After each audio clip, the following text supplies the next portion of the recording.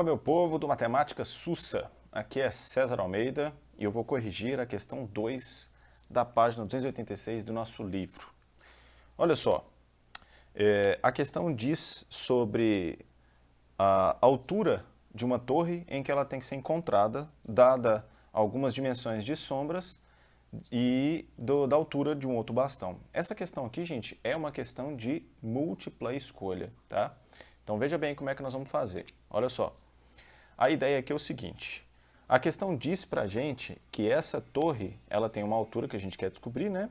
E ela tem uma sombra aqui, ó, que eu vou representar por essa parte ondulada de vermelho.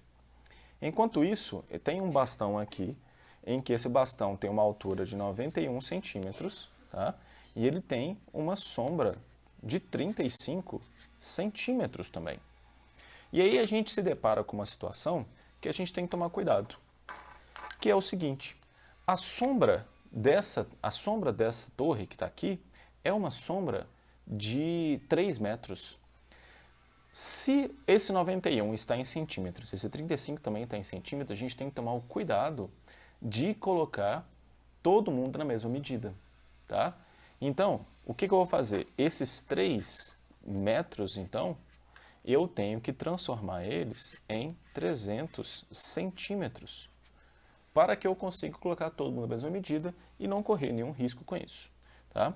Então, nós temos que essa sombra, que está aqui, é uma sombra de 300 centímetros e eu preciso chegar aqui em triângulos semelhantes. Mas, César, não tem triângulos aqui para a gente. Como é que a gente pode falar de semelhança de triângulos, então? Não tem por enquanto, dá para a gente criar. Uma coisa que é certa, gente, é que eu só consigo criar sombra se tiver luz. Então, vamos imaginar aqui raios solares chegando para a gente e produzindo essa sombra da torre. E raios solares produzindo a sombra desse bastão.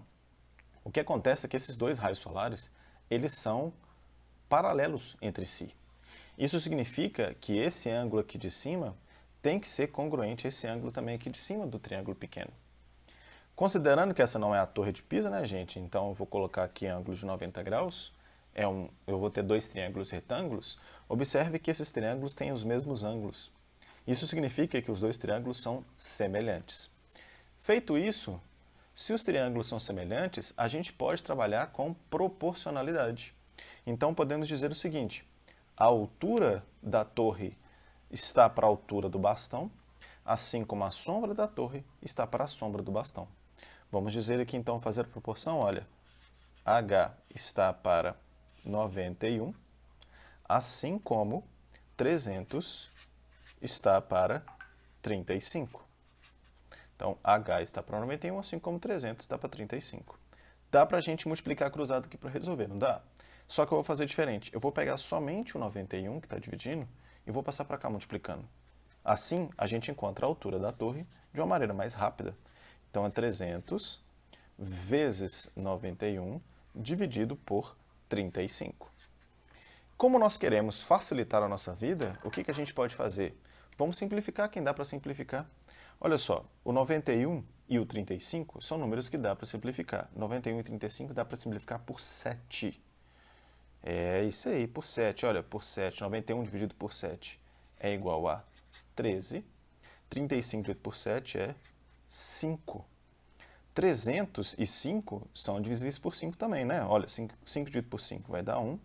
300 dividido por 5 vai dar 60. Então, nós vamos ficar com 60 vezes 13. O que eu vou fazer? Eu vou multiplicar apenas 6 vezes 13 aqui ao lado e depois eu vou colocar um zero na minha resposta. Então, 13 vezes 6, nós vamos ficar aqui, ó, 6 vezes 3 vai dar 18, sobe 1. 6 vezes 1, 6, mais 1, 7. Isso significa, então, meu povo, que a altura dessa torre é uma altura igual a 78, com um zero na frente, então ficaremos com 780 centímetros. Poderíamos dar a resposta também em metros, o que seria 7,8 metros. Isso aí, gente. Obrigadão.